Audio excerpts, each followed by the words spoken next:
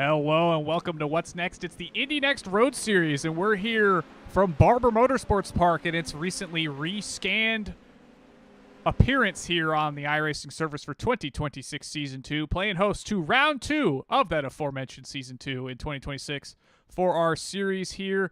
And we're looking forward to what will hopefully be another very action-packed race to follow up that IndyCar Open Series race for BARBER that we saw just moments ago. Yes, Jacob, we are going to see an absolutely stunning display of driving ability here at BARBER Motorsports Park as we see cars starting to take to the track during qualifying. It's one of those tracks that doesn't get as much love in the sim, but thankfully we have this wonderful rescan. It's a track that challenges every driver because it requires such fine and smooth inputs versus like a Road America that's a lot of heavy braking zones. Instead, here it's a lot of light touches, Jacob, and it's about who can balance their car and make the fewest mistakes while going as fast as possible. Yeah, we've got ourselves 22 drivers ready to tackle this 2.38-mile road course, and I believe it's Leeds, Alabama. See, of course, the very iconic statues surrounding this facility, courtesy of our B-roll footage.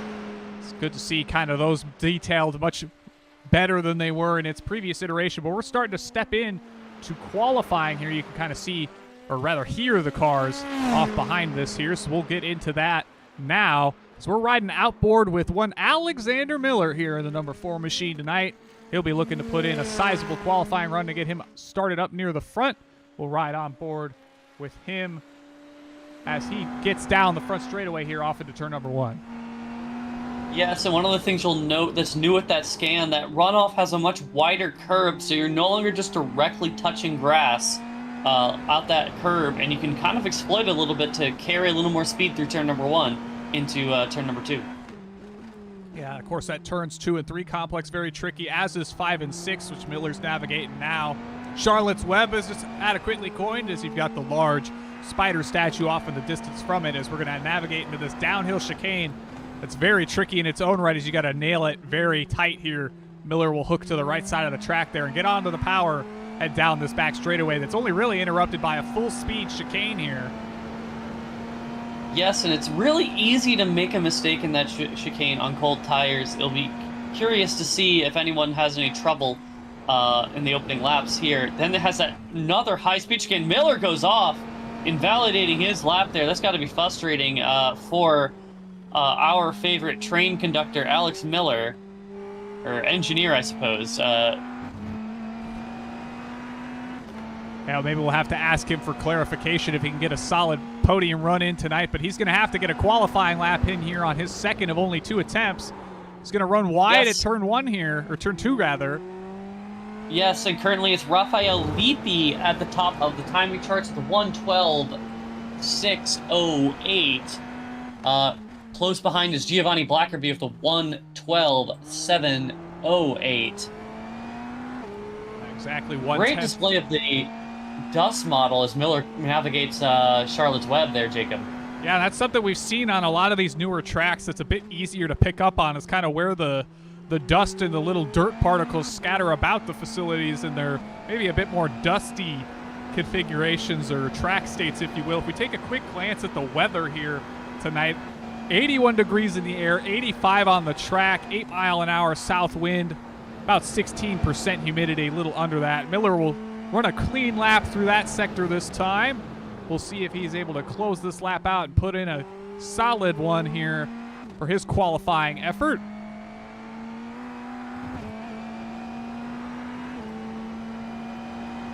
And he crosses the line to put it in P3 right now. The 1:13 flat. 1:13.036. Yeah, we'll grab another car here, as I believe Jarrett Corey is on track. Actually, Jacob, we can see the GOAT in action. Last week's winner. Yeah, fresh off the championship, opened up the season with a win. He's cruising through that downhill chicane for his first of 2 flying laps. We'll see where the driver of our number 2 car tonight lines up on the pylon here as he's navigating the back straightaway here, heading towards the final couple corners on the course for his first of 2 attempts at pole position. See kind of the battling of the steering wheel up the crest of the hill there. He'll navigate 13 and 14. Bit of a slide there, ever so slight. He'll get it tucked into the right side of the track, tuck it back over to the left, get down the front straightaway, get that power down. You see him fighting that car on exit as he puts the power to the back wheels. Yes, and just all out of high commitment corners we see as he chucks it into turn number 1. They have to get it woed up for turn 3 and 4. And then up this hill here. It's so easy to lose it over this crest on cold tires if you're not careful or have too much wheel in it. And then into Charlotte's Web, the one high commitment braking zone here on the track. Heavy on the brakes. Get the car down. Try to get the power down. It's so easy to spin it there. As we see him going down the other long straight into the roller coaster section, Jacob. It's just a case of chuck the car in and hang on and to get it slowed down past the museum corner. Yeah, that's one we might see a number of drivers struggle with throughout the course of this race, particularly as tires start to wear, which will play a sizable factor in this event. You know, we're running 17 laps here tonight. Of course, we'll have the Indy NXT iRacing Series event this weekend, or rather all 4 of those time slots, as Corey has big wide moment through the uphill there. Not sure if he went off there. We'll see if his time remains valid or it is an improvement. But it's going to be tire management through and through here tonight. Yes, currently Corey on the pole still, so be curious to see. That lap does count, and he goes even faster. The 112.2 for Jarrett Corey, putting on a clinic here. I believe he cleared Leapy by a good bit. Yes, by almost 0.4 of a second, Jacob, between him and Raphael Leapy. And then another full... the whole top 5 is covered by a second, and then Christopher Ian Haas in the 6 car is over a second behind. Yeah, driver Robert Widgway's chiming in, telling us hello. We say hello to him. He's currently lined up 4th on the grid. We'll see if he can pull out a nice run here in that number 3 machine.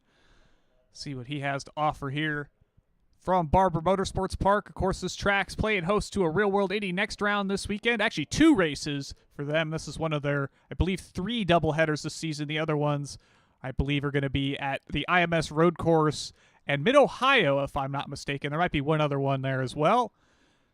Be interesting to see them take to the track multiple times throughout the weekend for the first time this year. We are about to get set to go racing with just on 30 seconds left in the session, Jacob. So why don't you tell everyone what exciting action is going to be coming up on P1 Broadcasting before we get into the starting lineup? Well, tonight, this is it. We are the nightcap of the evening. Tomorrow night, however, it's 3 races back to back to back, if you will, 2 of them starting at the same time. You'll have the start of that be the IndyCar Oval Series from Richmond, 8:15 Eastern Time. Gary Godso will be there for that. Myself and Sophie Connell will be back tomorrow for the Indy NXT Oval Series at 9:30 p.m. Eastern Time from USA International Speedway. And Mark Murphy will be on the call for Area 51's road race round of their season, round 8 from the Daytona Road Course. They'll be kind of closing out the evening there. But let's get into the starting lineup here as drivers will be taken to the grid to tackle on Charlotte's Web, Barber Motorsports Park, and everything it has to offer here in Alabama. Yes, we're seeing the Indy NXT machinery getting lined up on the grid behind the Porsche 911 pace car. Bit of one of the older pace cars on the service, Jacob. Curious to see they did not go with the BMW, the new one that was added for the new track, but of course, we've seen that on a number of occasions in the Formula Super Series that me and Sophie host Wednesday night. I believe we're back this week once again from the Red Bull Ring on Wednesday night. That'll be, I believe, 8:20 p.m. Eastern Time for that one. But let's get into this starting lineup here because we've got an Indy NXT Road Series race to cover here. And we've got kind of the who's who here at the front of the field as we'll roll into that starting lineup. Jarrett Corey will be on the pole with a 112.258. Alongside him will be none other than Raphael Leapy, the winner from Mexico City. Giovanni Blackerby, podium finisher from Fuji. He's starting 3rd. He'll be looking to capitalize on that in tonight's event. Robert Ridgway, the first car in the 113 second bracket, just barely missing the 1:12s. He'll start 4th. Alexander Miller, who we rode on board in qualifying, will line up from the 5th spot alongside Christopher Hess. David Clennon will line up 7th alongside Ellis Spice in the 8th spot. Ty Keela for Rogue Racing will line up in 9th. Kelly Shannon in 10th in a gobstopper livery. That's a good bit of fun. Will line up 10th. We've got the likes of Gabriel Demers in his Lucky Charms car in 11th. Julia Cervone will line up 12th in a McLaren-inspired livery. Ryan McCarroll's got the Nolan Aller Martini car. I believe he even had the number to match it. Fortunate for him. Parker Hall will line up 14th ahead of Georgie Tripsick and Seth Peters in row number 8. We've got Trent Thompson and Kyle Burak in row number 9. Eric Young and Harry Corwin will line up 19th and 20th. And then the 21 and 22 cars tonight will be piloted by none other than Stephen Olaf and Dan Lilika, who have not set times. I believe they were the only 2 cars, or rather, the last 4 rows, not setting time. We'll see if they're able to get some footing underneath them early in the going and work their way up the field. So we'll hop back to the point with Jarrett Corey being guided by that Porsche pace car. Yes, as they're currently working through that turn 5. That's going to be the main passing area on the track. Passing is incredibly difficult here.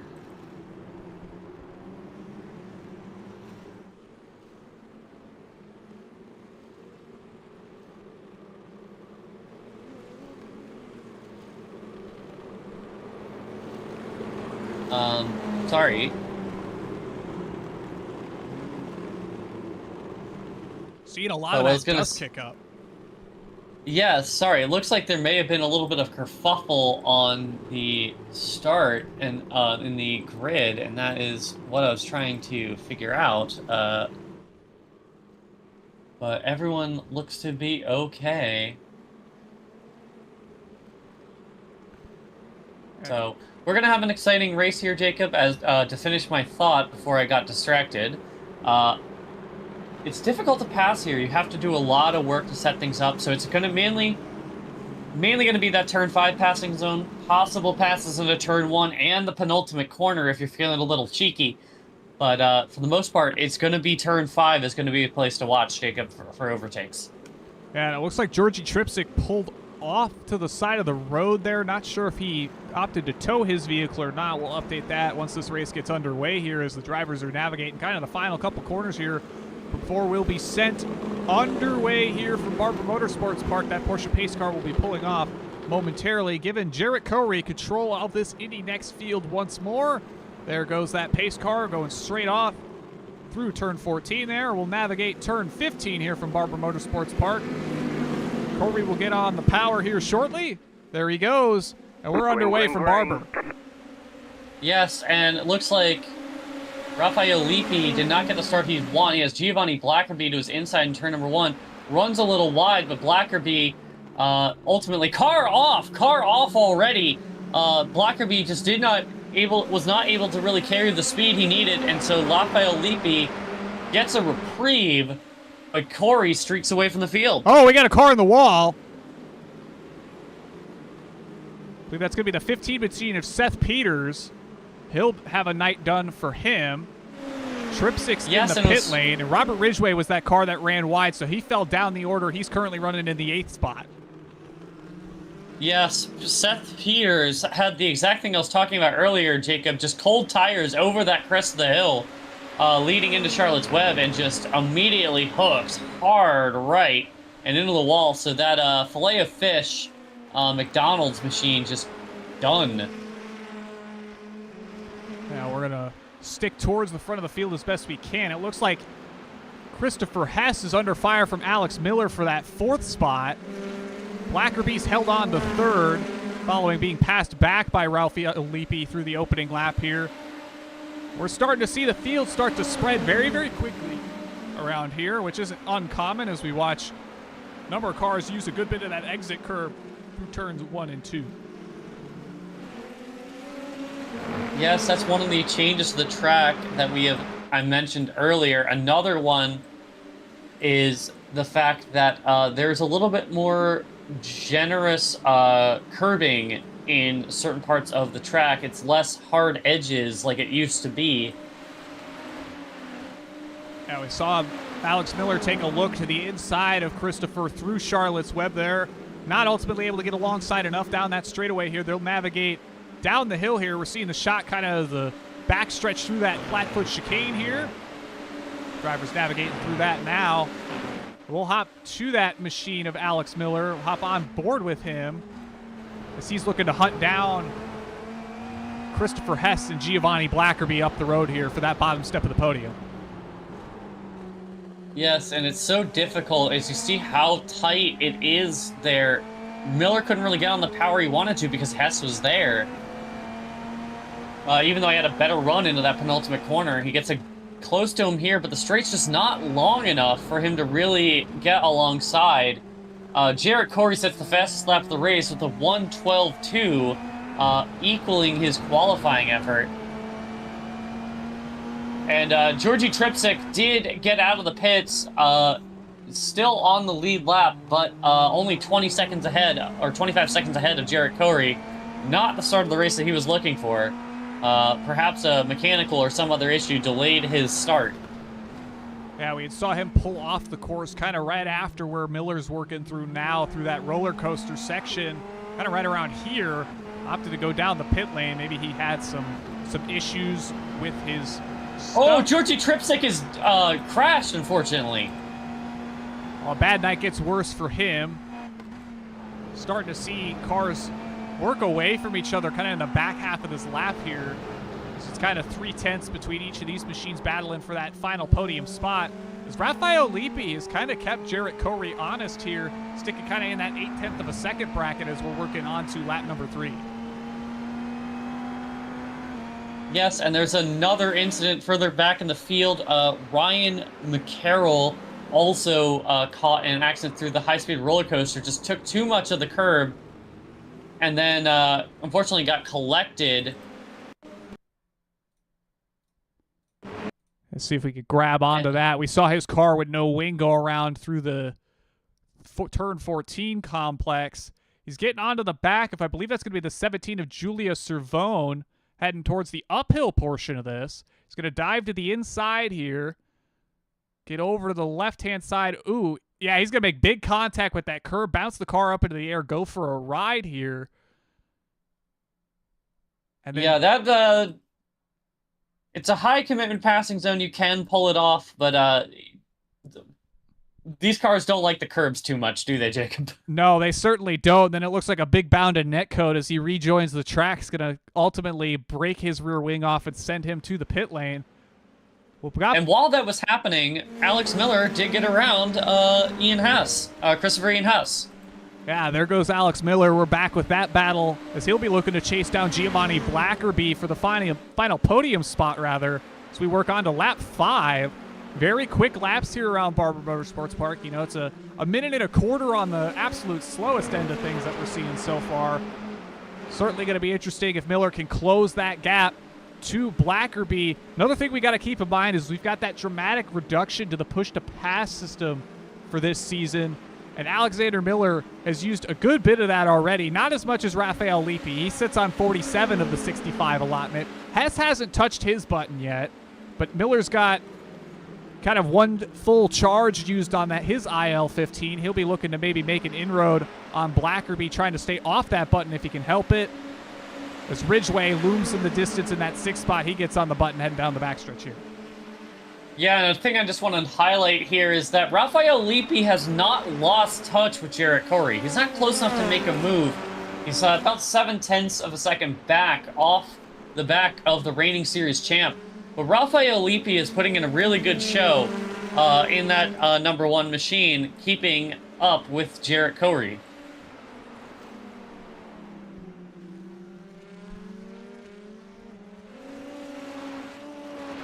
So there's Lippi. He sits still around that 0.8 mark. Once he got by Blackerby, he's kind of stayed within reach of Corey here. All it's going to take is one mistake from the driver of the 2 machine to reel him back in. Lippi will get on the button here as they head down towards the roller coaster. Yeah, that bad start from Lippi really just kind of did not help his race ultimately. He's been turning on laps the same pace as Corey, sometimes occasionally a little bit faster. But it's just that delay, that inability to take turn one with full commitment because of Blackerby being on the inside, that really allowed Curry to open up a gap, get some breathing room, and really settle into a rhythm. Right now, Blackerby, though, has Alex Miller all over his rear wing. Now we're watching them navigate to 13 and 14 here. Miller's going to get a nice wide arc. Carry a bit more speed there. We'll see how he's able to navigate 15 down the front stretch here. Here they come. Yeah, Miller just doesn't have the momentum to give a shot into turn number one. You really have to hope the person gets a bad exit or get a really good exit in comparison to them for that move to really work. So it's going to see what he can do here. On the button, heading down towards Charlotte's Web. We saw Robert Ridgway make the move for 5th spot over Christopher Ian Hess. See if he can work his way into this battle for the 3rd spot between Blackerby and Miller. As Miller's going to get on the button for just a moment there as they get onto this straightaway here, heading down towards the roller coaster. Yeah, the roller coaster really isn't a good passing opportunity, but he possibly just wants Blackerby to just feel his presence there as he gets off that final corner. It's so easy to make a mistake there. Impossible just to get them to make that little slight bobble and possibly get a good run into one of these higher commitment corners as we see them navigate that high speed right left and then rise over the crest and then plunge back down into that complex braking zone. Miller seems to really do a good job of getting that car through there compared to Blackerby, but unfortunately it's just not a spot that sets up a real good passing opportunity for the driver from Pennsylvania. Yeah, we saw maybe a bit of a better run for Blackerby that time around than the time prior, but Miller's still applying that pressure, and I think that's ultimately the big thing he needs to do here is just put himself in a spot where if Blackerby slips up, falls away from kind of the preferred line in any of the corners here, he can capitalize and slide on through as he's continuing to hunt through 5 and 6 here on lap number 8. Yeah, I just want to highlight that both Blackerby and Miller are faster than Ridgway. So as Miller takes a little bit more of that curb in the roller coaster, got to be careful there. The slowdown guidelines has gotten a little bit tighter there, but it looks like he managed to get through that just fine. He'll peek to the outside. Blackerby will cover it off here. Miller will close in kind of on the start of this uphill here. We'll see if he can get some momentum heading through 14. Oh, they made contact a little bit, it looked like on my screen. No damage for Miller on the wing. But Blackerby just really kept it tight there, probably sensing the cheeky move that Miller was probably thinking of doing. We've seen Josef Newgarden and the bigger Indy cars, ironically Blackerby in a Newgarden paint, make that kind of a move.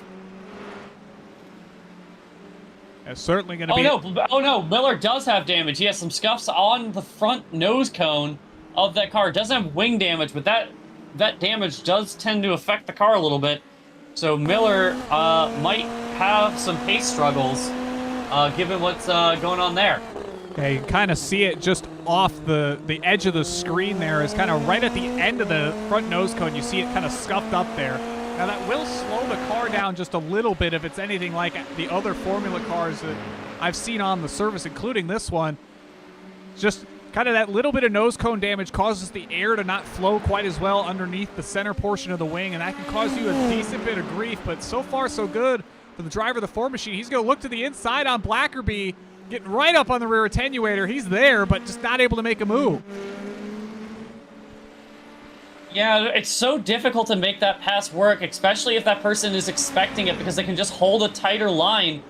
It does kind of compromise them a little bit in the next corner, but not as much as you would hope. And so Miller just has to hope that Blackerby just makes a bobble coming out of this corner now into Charlotte's Web. Now they're coming up. I believe that's going to be a lap machine up ahead here. That's, I believe, Steve Olaf coming up ahead of them. The Canadian driver in the 21 machine, currently running in 17th place. As he runs wide, right on the exit. He'll let them on through, thankfully.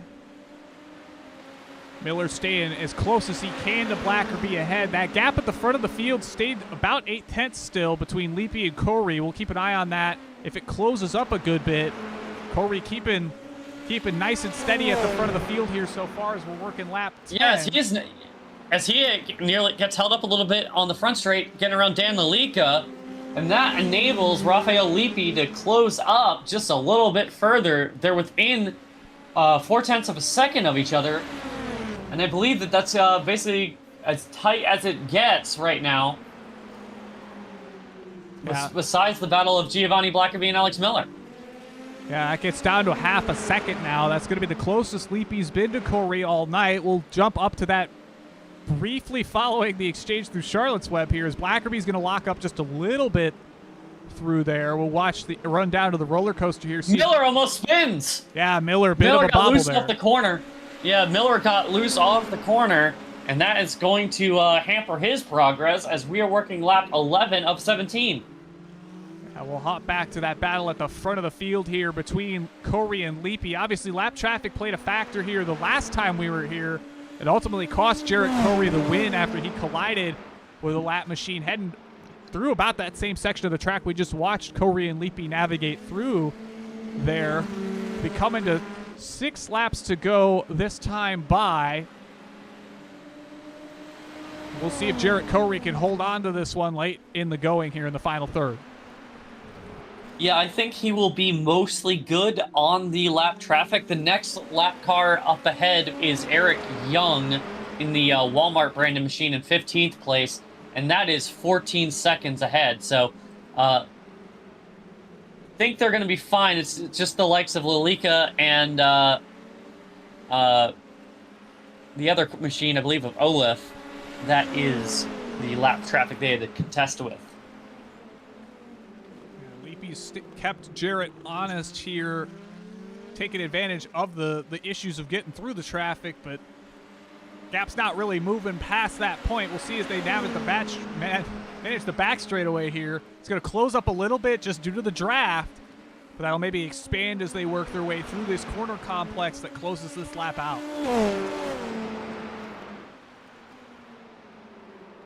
Yeah, you see that Corey and Leapy take a big, wide line through there, use all of the track to try and carry as much apex speed as possible through that penultimate corner.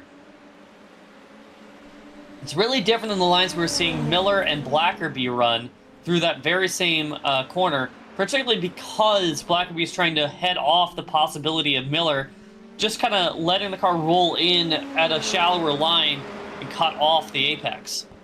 Yeah, that's kind of a tactic we see fairly commonly as sort of the passive defensive driving, if you will. You're not quite going full on to it in attack mode, trying to fend off that position, but you're putting your car in just the right spot to where that car trying to make the move around you just doesn't have a clear path to navigate here so far.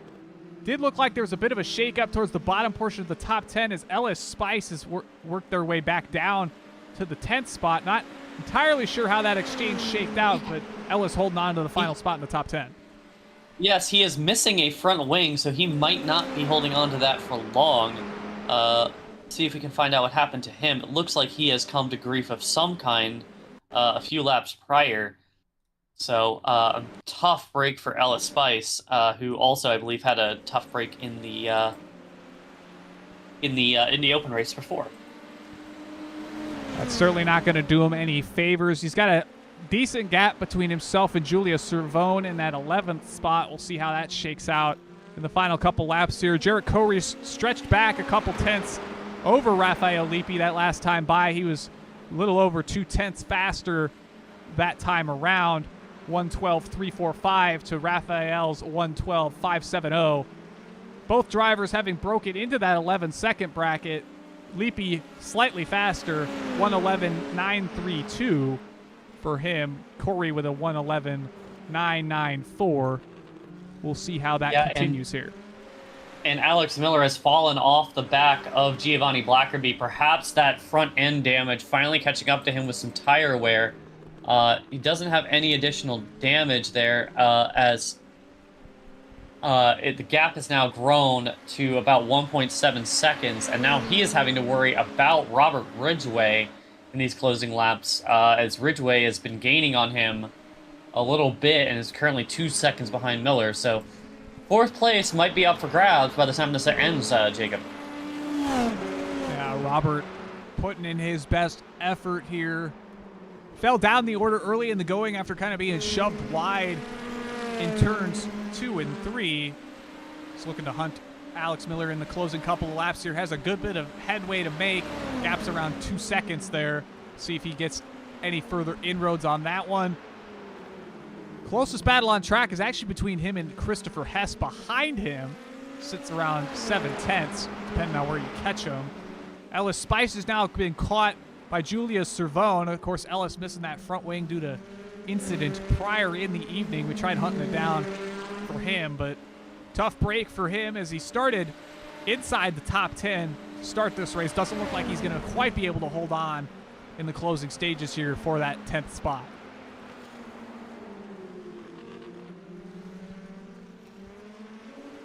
Yes, and Ridgway is expanding that gap between him and Christopher Ian Hess. And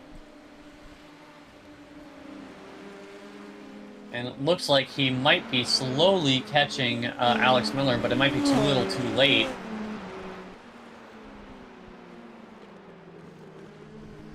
And Corey has a bit of a moment in turn 2. But Rafael Lippi is almost a full second back, so Corey just putting on the a whole bunch of pressure, just absolute pace out of Corey is just pushing for all he's got just to make sure that he has a gap between him and Lippi as we wind down the 2 laps to go. Yeah, Lippi was just a little bit faster that last time by 1:12.293 to Corey's 1:12.411. Cervone's made the pass on Ellis Spice. It'll be the last spot Ellis is likely to lose this race as Gabriel Demers in the 12th spot, some 10 seconds back from him. Ellis just looking to nurse that car home to finish this one out. But it's been kind of the classic Jarrett Corey show at the front of the field here, as has been the case for a good number of weeks here in the Indy NXT Road Series. A lot of smoke here in the final sector. Wonder if a car went off recently there. Yeah, it looks like the 20 machine of Harry Cohen is now just right in front of Corey. Could he play a factor here with 2 laps to go? Corey has to check all the way up and just lets them go. Lippi tries to take as much of the exit as he could, nearly collects them, and that might have just given Corey a little bit of a break there. Lippi now just half a second behind. But that was definitely something that's probably frustrating for Corey there, just having that lap traffic, having to navigate it. His next car up the road is going to be Gabriel Demers. 6 seconds, which sounds like a big gap, but his last lap was a 1:19.1, and Corey's last lap was a 1:12.4. Once again, Lippi was faster. Possibly Lippi's just been better on his tires than Corey, especially since we've seen Corey slipping and sliding through that first sector. Yeah, it could just be a bit of pushing, but he's only got to navigate a couple more corners here. As the white flag was in the air the last time by, Corey will round turn 15. He'll make up for that lost race at Barber just 2 seasons ago and win here in the Indy NXT Road Series.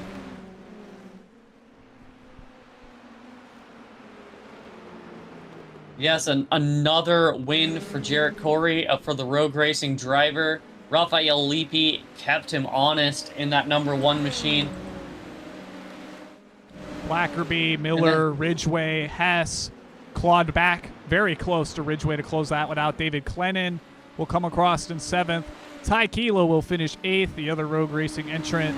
Got Parker D. Hall working his way through the final couple of corners here as Julius Cervone looms in the distance.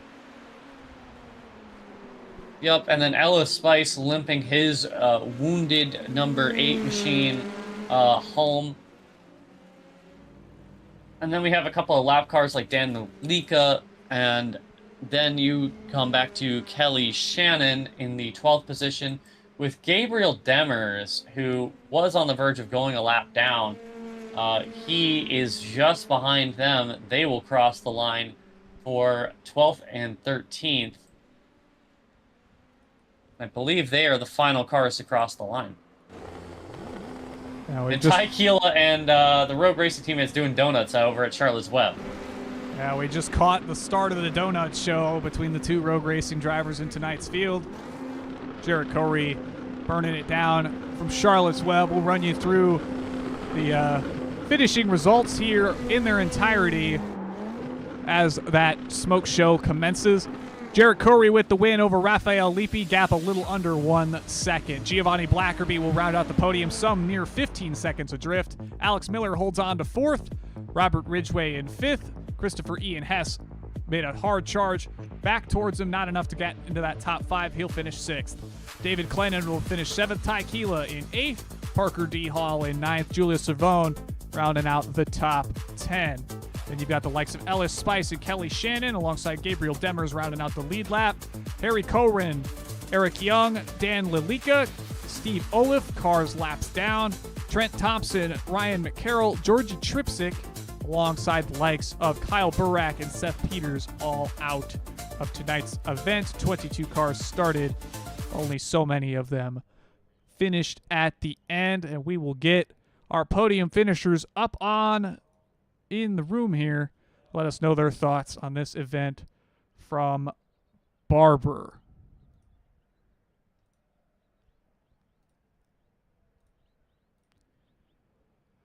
We actually got everybody this time around. That's a welcome change. We'll catch Giovanni Blackerby here.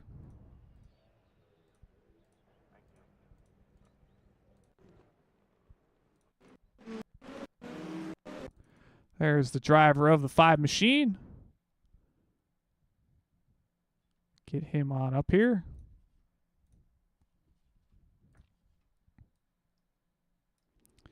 Giovanni, Jacob Collins, Sophie Connell, P1 Broadcasting. You got us?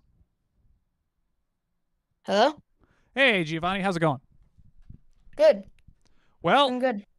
We've caught you again for another podium finish here on P1 in the Indy NXT Road Series. Kind of walk us through your race. You put up a solid fight to try to take second from Raphael Lippi on lap 1 there. Took advantage of maybe his lackluster start and got ahead of him for a brief moment. We're fighting for that position, but ultimately had to settle for 3rd. Walk us through your race here as you kind of had to fend off a number of cars throughout the running. No, yeah, it was great. The start, I was trying to get him, but after seeing the qualifying results and I realized that I was 3/10 faster, I was like, okay, no risks. Try my best to get the position if it presents to me, but yeah, I was just trying to be calm. The track is very, very fun. The first few laps were pretty crazy. Saw a lot of wrecks behind me, trying to avoid all of them, but yep. Yeah, certainly a very chaotic opening of this race, as it tends to typically be here from Barber. Kind of walk us through maybe seeing some of those things going on behind you and trying to keep your head in the right headspace to click off the corners, click off the laps here from Barber. Yeah, I would just I would see the smoke behind, I would hear my spotter, and I'd be like, okay. And then I would put my head down, try to get the people ahead, try to pull away. So, yep. And these laps are very short. The track is very, very fun. First sector is fast and flowy, very flowy track. Not nice and smooth surface, but yep. Just trying to focus on getting ahead getting ahead the most I can. Yeah, you were able to pull out a sizable gap between Alex Miller behind you, and that was kind of the focal point battle we were watching throughout the race tonight. Sophie, what do you got for Giovanni tonight? Well, Giovanni, you had a lot of pressure from Alex Miller through most of the race. How worried were you? We saw you cover off Alex trying to send it on the penultimate corner. Were you just always prepared for that, or were you just did you notice that was how he got around someone previously? Were you just expecting that kind of a move in that corner? No, I was just if I would see him pull out a little bit, I would look in my mirrors. But usually if he's 2/10 behind me, that's when you can always make the pass. But I was just trying to keep my best and keep my cool with the pressure behind. But once I had that 2 second gap, 2 second gap, I had just put my head down and put in consistent laps. So yep, this track is all just about consistency and seeing how good you can survive the start.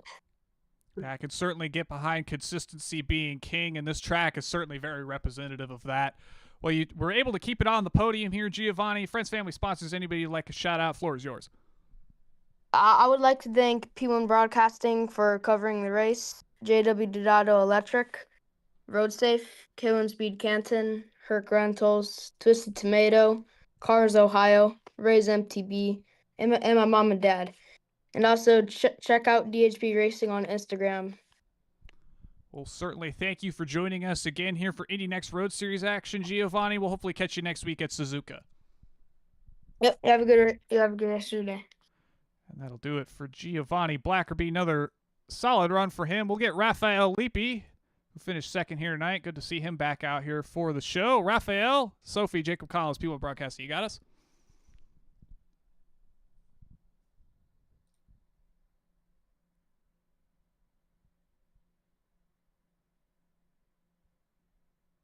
You are muted, Raphael, if you are trying to speak. Hi, good night. How's it going, Rafael? Well, another solid run for you here from Barber. Obviously, a very different track than we saw in your win from Mexico City last season. Kind of walk us through what you were working with here from Barber Motorsports Park. Yeah, so it was my first time racing this track. I learned this track this week. It was a lot harder than I thought. A lot of corners we could lock the wheels. I made sure I read some telemetry to get up on pace. And yeah, unfortunately, this SOF wasn't as higher. I was as the early race. The earlier race was 3.5K. But Jarrett wasn't there. I think I got a disconnection issue. Sadly, I couldn't race. So, but racing Jarrett was really nice. He is really fast. He is really much faster than me, but I could keep up here. I did some mistakes on the quali, but I think P1 would be possible. He was really just quicker. A lot of the time of the race, I thought I was going to lose him, but suddenly I got closer, so it was really nice. I think he was on the limit too, and I used all my push. Yeah, there were some back markers that that wanted to make your race more funny, but yeah, really nice race. I was on the edge every lap. So let's go for the next one. Hope the next one has a better SOF, and that's it. I want to thank my team, Bravo Snow, and my boss who makes the paints done design, and I want to thank Lion GP too, and the sponsor Fansup.com, Felipe Giro, video maker, and Lucas Morno TV. And that's let's go for the next one.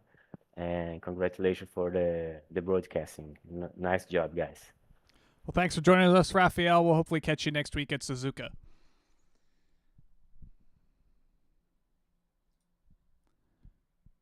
That'll do it for Rafael. We'll get man of the month, man of the season, man of the century. Go to the decade. I don't know. We'll get Jared on up here. Jarrett, Jacob Collins, Sophie Connell, P1 Broadcast. You got us?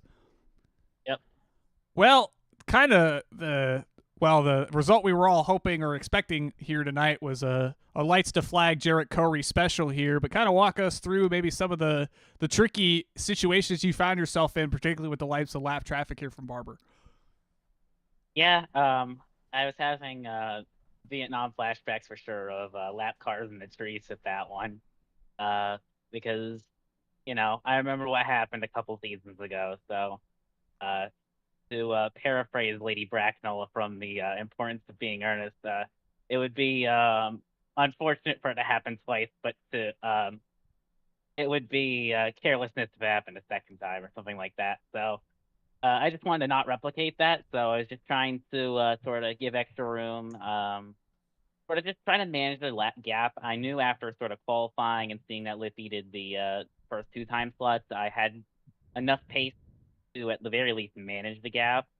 I mean, I could slowly build it up, and then I would lose it with the lap cars, but that was just I was giving them a bit more room because you never know. I mean, that first one sort of hugging the inside into that fast left right. That's I would not have chosen that as to be the lane I would pick if I was letting the leaders by, but we managed to get through it and survive that one and take home the victory. So I'm very happy with that.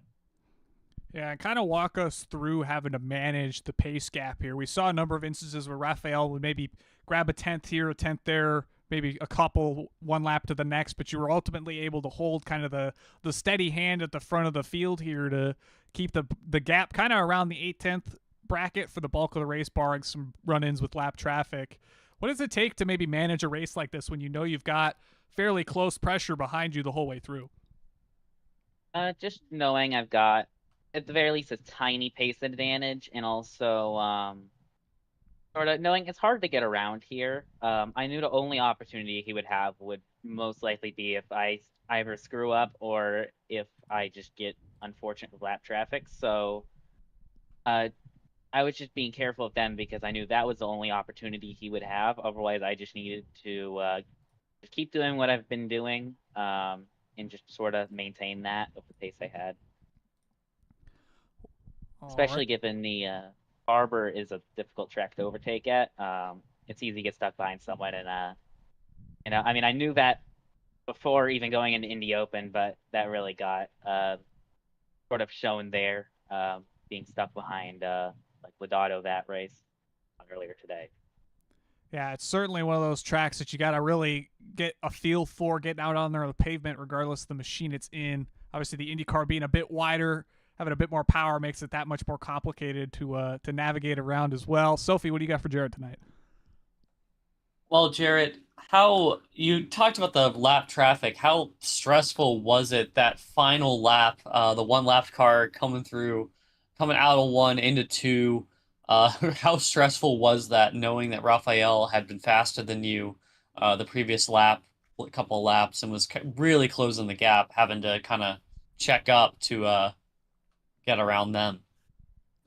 Yeah, it was stressful, especially knowing I wasn't going to catch him down that straight like I would have hoped. And then coming out of the first corner, or even before going into it, I know like I mean, on every lap, basically, I was running it all the way wide and not really opening up turn 2. And so my worry was catching him on the exit and not really having anywhere to go if he planted his car there. So fortunately, he wasn't too slow, and I was able to back up to entry a little bit, and he sort of went wide and let me pass. So it was just sort of seeing what he was going to do and then reacting. And fortunately, he made things easy enough to get by him without putting myself into a position that would give Leapy the chance to pass me on that last lap. Well, ultimately, you navigated the traffic. You clicked off the consistent laps that you ever so desperately needed to put this one all together. Jarrett, friends, family, sponsors, anybody you'd like to shout out, floor is yours. Yeah, Rogue Racing, P1 Broadcasting for putting on this the broadcast for this series. Shame we couldn't get a split for 2 time slots in a row, but seems to be the pattern of Barber is you don't get it split for the broadcast, unfortunately. Shame because it's a great track, but yeah, thank you guys for putting this on. Thanks for joining us, Jarrett. We'll hopefully catch you out next week at Suzuka or for any else of our many events here on P1 Broadcasting. Yep. I think I'll catch you next week for Indy Open. Yep. And that'll do it for Jarrett. Indy Open next week will be at Texas Motor Speedway. And Sophie, it was quite a ride here from Barber Motorsports Park, as it always tends to be, but the result remained the same. Jarrett Corey showed everybody that he's what's next in, well, Indy next, but across the board as well. Yes, once again, a Jarrett Corey victory here in Indy Next Road. Rafael Lippi put on a strong challenge. Again, we saw that this is a track that is very technically challenging, very demanding on the driver, but ultimately incredibly difficult to pass. We saw that Alex Miller could hang and be there against Giovanni Blackerby, but couldn't get the move done. Just as Rafael Lippi could close on Corey, but could not seal the deal, even when Corey had to check out for the lap traffic. Yeah, well, thank everybody for tuning in to tonight's coverage of the Indy NXT Road Series. We're back tomorrow night with our coverage of the Indy NXT Oval Series from USA International Speedway. That'll take place at 9:30 p.m. tomorrow. Of course, we have the likes of the Formula Super Series on Wednesday night. That'll take place 8:20 p.m. Eastern Time from the Red Bull Ring, alongside the Horizon IndyCar Series taking on Canadian Tire Motorsports Park, known as Mosport for all the old heads in the office. That's 8 p.m. Eastern Time. Thursday night, Mark Murphy will be on the call for the AMA Grand National Series from Martinsville, 8:20 p.m. Eastern Time there.